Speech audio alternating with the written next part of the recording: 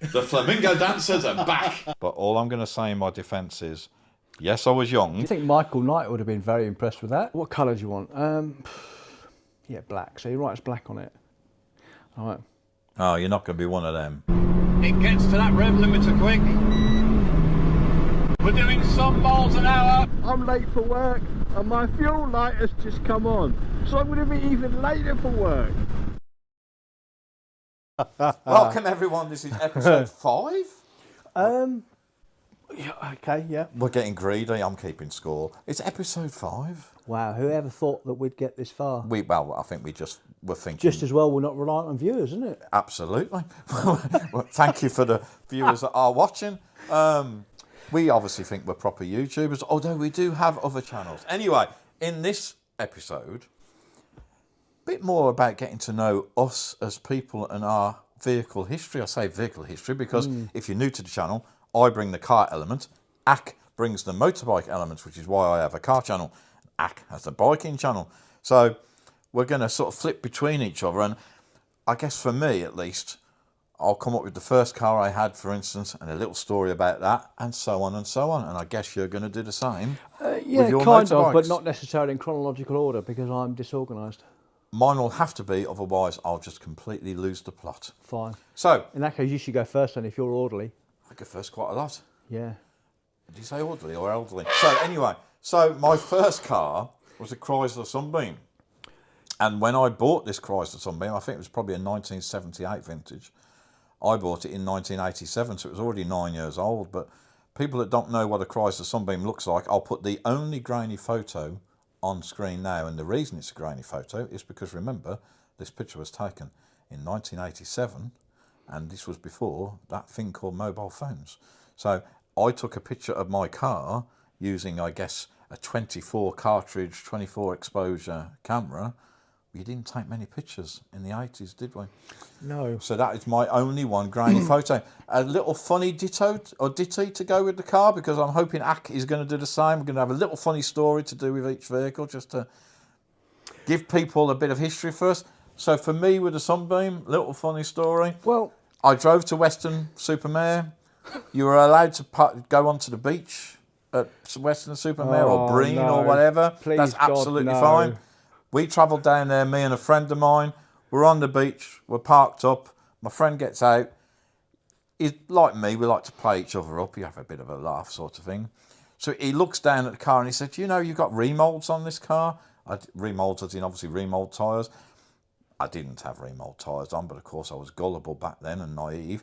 I got out of this car with the engine still running and the ignition keys in. He jumped in the car, locked both doors and started doing donuts around the beach in my car. That's my first car and a little funny story to go with it. Over to you. well, it's not just about vehicles for me, it's about vehicles and the driving experiences. Of course. The first one on my list is 1987, so that means I would have passed my car test in 88, so it would have been 88. And I passed my car test in March of that year, and in July I was driving across from England to Greece, across Europe, in my dad's car with my dad. Oh, fair play. Yeah, and that was quite an experience because obviously I'd only passed my test like 3 months before. I'd never driven anything really ever. That's a proper... And we got a road trip across Europe. Wow. Yeah, that's that one. Okay. My next car, as a Brummie, as I hide it well, is a British Leyland product. And there's quite a few British Leyland products in my history. It was an Austin Metro. Oh, so okay. this car, when I bought it, to be fair, it was only about 18 months old. It was one up from base. And what I mean by that is it was a Metro City X. And that car, for 2 years, considering I love cars, lived a very hard life. I spent 2 years doing, I think it was 50,000 miles, and barely any of those miles was to do with work. We were just out all the time. I'd gone from being that person that would sit there playing computer games, twiddling thumbs all day long, to driving the car all day long. And a little ditty with that car would be, a genuine story, and the same friend, so I was still friends with him after doing donuts on Western Beach. I can remember standing outside talking and just basically passing the time of day, and I think it was about 4 or 5 o'clock in the afternoon, and one of us, can't remember which one of us, just said, do you fancy fish and chips? Genuine story, this. And the other one said, yeah, go to a chip shop, gets fish and chips. So I said, I'll tell you where we'll go. We drove to Western Supermare again to get fish and chips. And I think to this day, I look back with that fondly because anyone that lives in Birmingham, you're kind of almost as far away as you can be from a seaside. For a Brummie, Rill and Western Supermare were like the two key seaside resorts that you go to. But that shows the time of life I was in, because before a house, before being married, before having kids, you could stand outside of a house chatting to a friend and go, do you fancy fish and chips? Yes. Where shall we go? Western Supermare. Over to you, sir. Wow. Another one involved my dad's car again, and it would have been in the same year. It would have been 88. Was a Citroen BX 19 TRS. Every Friday night for many years, me and my mates, I used to get my dad's car and they'd jump in the back and we'd drive into central London and just cruise around the West End thinking we were bad. Well, the thing is, you see it now, right, with all the kids driving around with their cars. All the kids. You know, with like, some have got genuinely nice cars in good nick. Some have got cars that they're halfway through doing up, so that half of them are in grey primer, with wheels that don't match and stupid exhaust. And you think, you look at them and you shake your head and you think, but then you think we were exactly the same. We were that person. Now that you've said that, and I can't believe I'm going to do this, but I'm going to put an image on screen for our viewers now of what I did to that Metro at one point.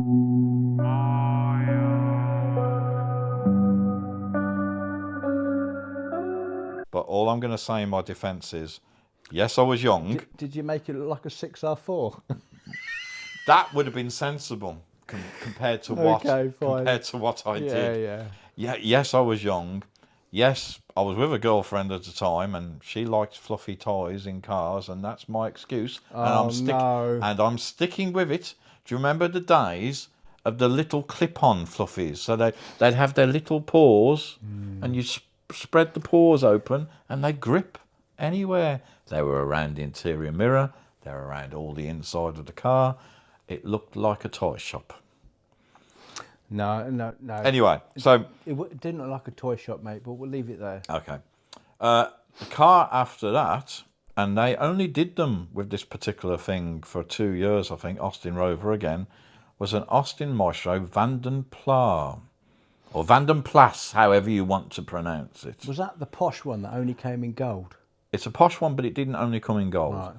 Right. But when it was first launched on a Y reg, all the way till an end of the A reg, so 2 years worth, they were available with cutting edge, talking and digital dashboard. Talking dashboard? Talking dashboard. Interesting. So I remember the early digital dashes, but not talking. It was available on the Vanden Plas or Vanden Plas and the MG model. Wow. So it was all electronic. Yeah. And it didn't speak in Brummie, ironically. What did it speak in? It'd have about, I don't know. Did it speak like your sat just a does polite, now? well, just a polite. Just some annoying tone. Well, I thought it was quite polite. But you'd get that little bing bong, and then it would say, please fasten your seatbelts, or bing bong, warning, low fuel. Really? Yeah. I've got a recording. Crazy. I've got a recording of all the things that it would say. I think it was about 12 or so things. I think Michael Knight would have been very impressed with that. To be fair, we are going back to 1984. Because it was basically 6 buttons. You got 3 above and 3 below. If you pressed all 3 together, it would go through its sequence of how many things it could say. Warning, high engine temperature.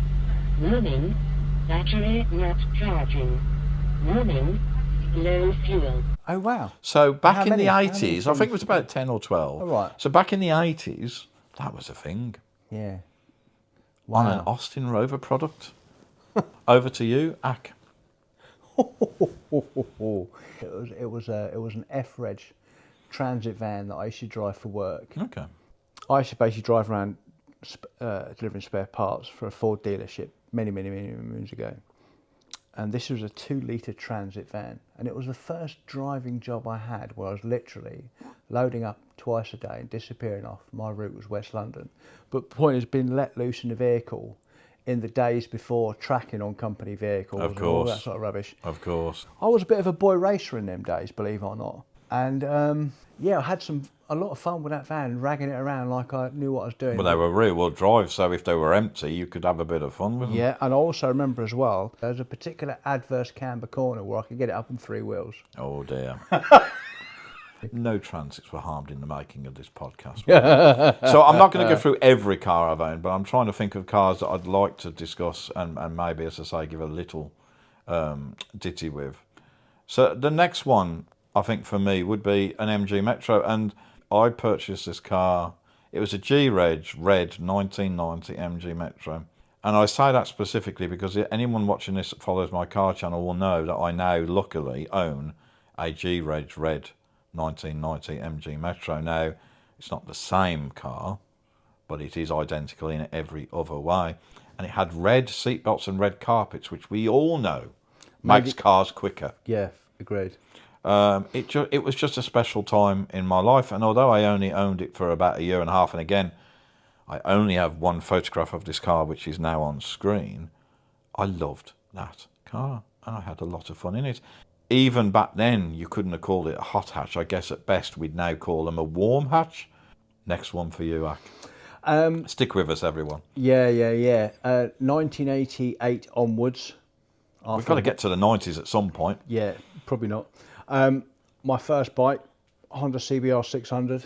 Anyone in the south of England will know about the Friday night Chelsea Bridge cruise. Okay. And the Heston run. Basically, you go into West London, stop off at Heston Services about a bit, go for the Chelsea cruise, which is basically Chelsea Bridge.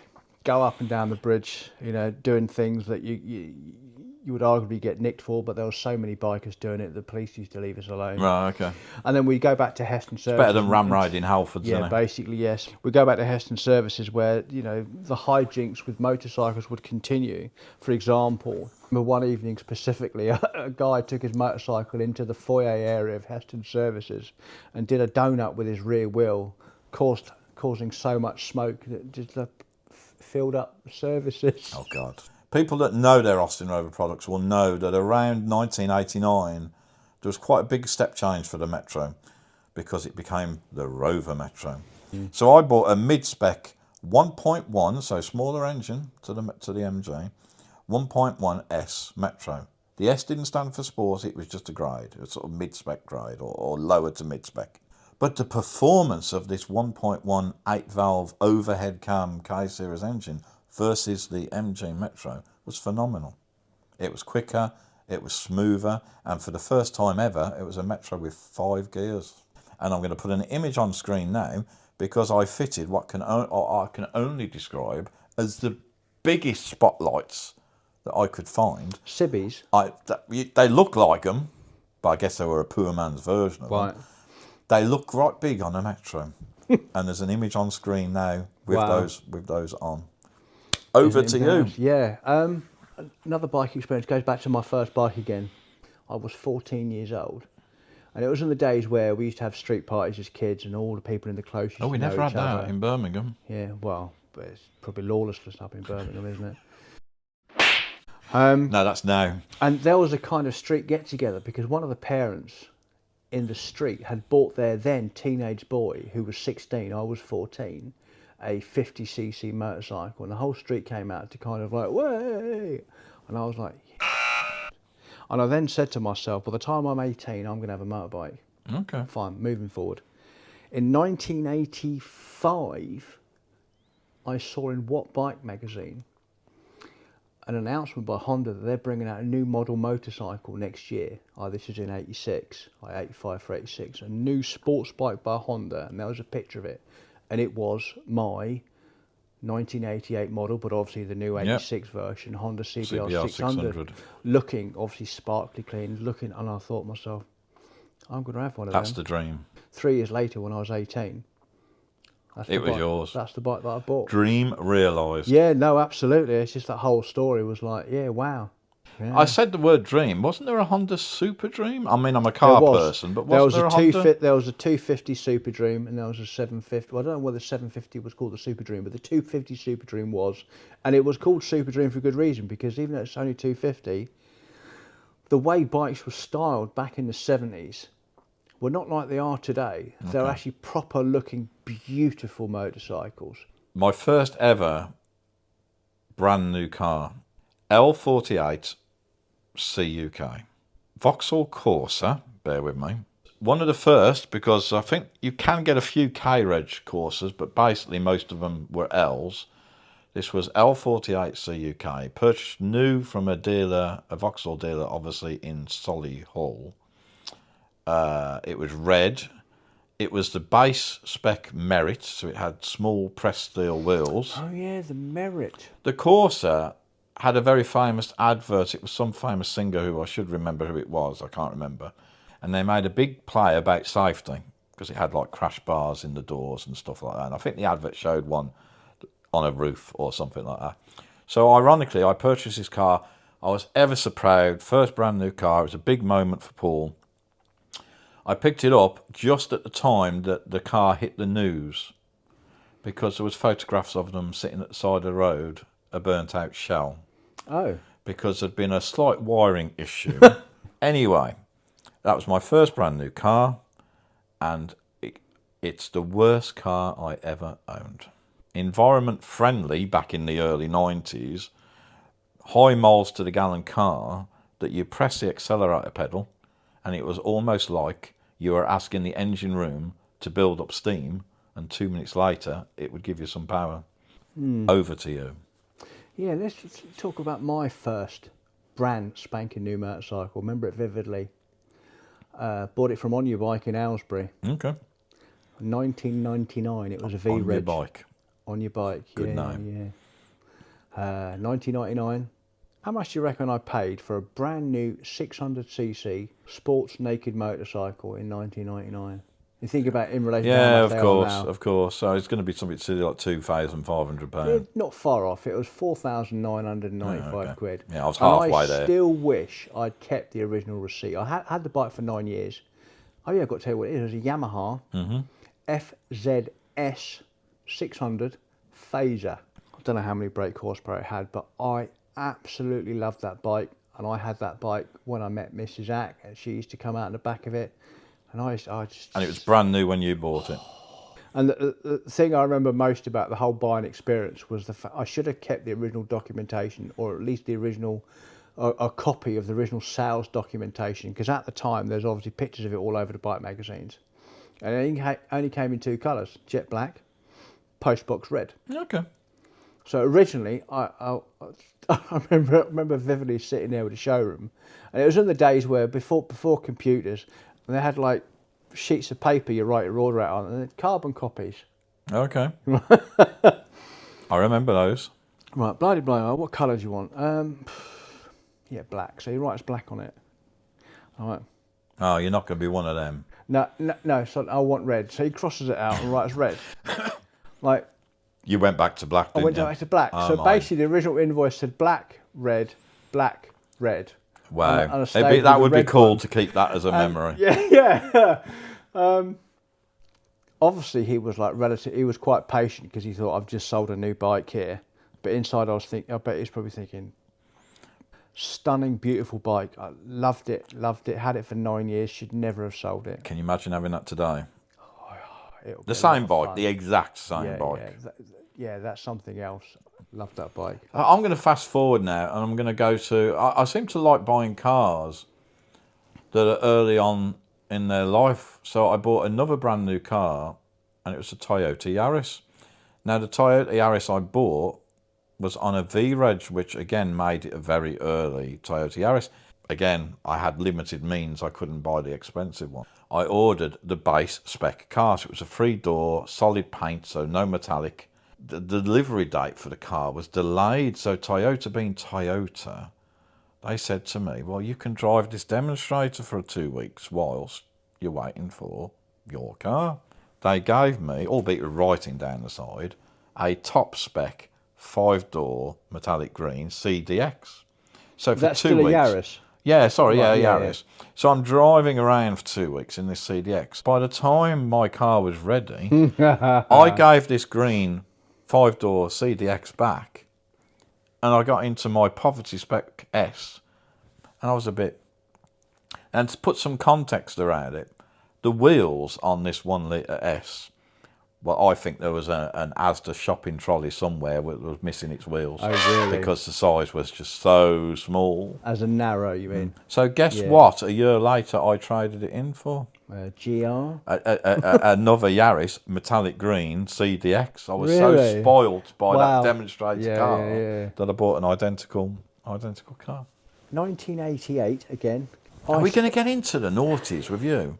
No, probably not. No. Okay, that's fine.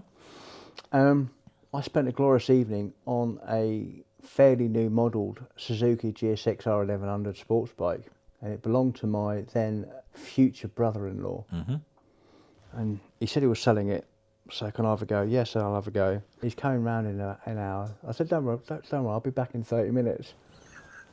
Picture up on screen. Performance was just insane. Top gear roll on 70 miles an hour on a motorway, allegedly. Front wheel would come up without even thinking about it. It was just utterly insane. Yeah. My point was, I came back after like 4 hours, because I even went to West London on it. I was just I've stolen this. turning around absolutely everywhere on it and racing everything and just being utterly stupid. Came back 4 hours later and he was absolutely livid with me. I wonder why. I think for me, because I had yet another Yaris, I had a T-Sport Yaris, so I'll put a photo on screen now, but after the T-Sport Yaris, I bought a saloon version of the Belgian-built square-shaped Ford Mondeo, and you'll know this one, because it was in the early days when I met you. It was a 2.5 Just the V6? V6 gear Oh, X. yes. So a real high-spec car. It was in Yes. black, which is a terrible colour to hide, scratches, keeping clean, etc. Whilst it wasn't a 0 to 60 beast, It was comfortable. it was so smooth. And, yeah, it sounded gorgeous. It had the right colour for me leather interior. It had the light cream coloured leather interior. Heated seats, and that 2.5 V6 Duratec engine, which of course the 3 litre version found its way into the ST200 later on. It was just an awesome piece of kit. Wow. Over to you, sir. What about the Triumph you've got at the moment? Tiger 800 XR. Okay. It's a staggering piece of kit for what it is. It's a no-frills road bike, very comfortable, fast enough, blah, blah, blah.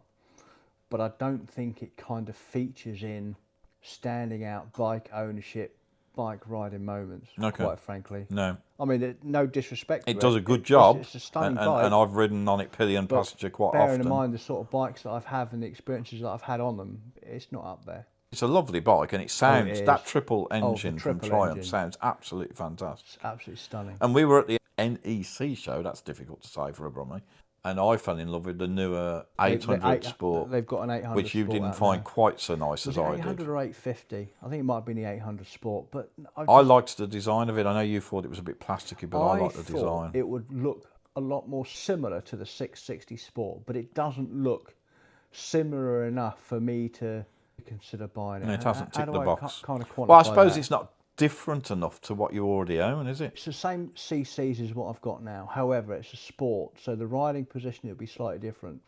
It's got, ironically, 30 brake horsepower more than mine. It's got 125 brake horsepower. The suspension will be better. The braking will be better. It will be more of a sporty performance. But for me, the 660, the way the 660 is styled, is beautiful. And this is styled in a similar way, but for me, it's not quite as sexy as the 660. No. Now, if it was the identical styling as the 660, the 800 would definitely be in the running because I just love the triple. Okay. I think to end, I'll end with my Daihatsu Tanto Custom RS, a K car from Japan. And anyone that doesn't know what a K car is, quite basically, it's restricted to how big it can be. It's restricted on engine capacity. It's restricted on power. As it's a custom RS, it actually has a whopping 64 horsepower from its little 658cc turbocharged engine. And I absolutely love it. Yes, okay, some people say if it was coloured red, it would look like Postman Pat's van. I love it. It's got an electronic sliding door at the rear. It's got more legroom inside than bigger cars. And I guess the little funny story for it is we sometimes use it to travel from Derbyshire to family in Bristol. And although I didn't buy it for this reason, I do find it entertaining when I'm sitting on the M5 motorway and someone's slowly coming past. And just occasionally, not everybody, but just occasionally someone will be coming past and you can see their face and they go like that. As if to say, I have never seen anything that looks like that before. So does that mean this car, it's not like obviously it's not a UK model per se, but it's not something you can go down a second-hand dealer and buy in the UK? It's a Japanese domestic market, as they call it, JDM import cars. It was built for Japan. Fine, okay. But of course, the beauty of that is they drive on the same side of the road as we do, so the steering wheel's on the correct side. Superb. The only difference is the speedo was in kilometres an hour, not miles per hour, and that had to be converted because at the point that it was imported into the UK, and due to UK regulations, if a vehicle is imported to the UK and it's under 10 years old, it has to show miles per hour. So you have to pay to have that changed. Right. But the person that did that did a fantastic job. You'd never know it had been changed. But I get a massive kick out of driving it because A, it's fun to drive. It's completely different. And I love, people that know me well know that I love cars that are different. This is definitely different. I would import another one. In fact, there's a car that I'm really interested in importing, and it is another K car. That would be my choice. I think we'll round it up there. And I think that's podcast number 5 ended. 5? Yeah. Yeah, if you say so, mate. That just goes with what I say, bless him, Yeah, on yeah. the numbers of the podcast. Thanks for watching, everyone. Yeah, that thank was you. just a few little ditties of the vehicle, so cars and motorbikes that we've owned and some stories that have gone along with it. Please stick with us. Plenty more podcasts to come. See you soon. See you on the next one.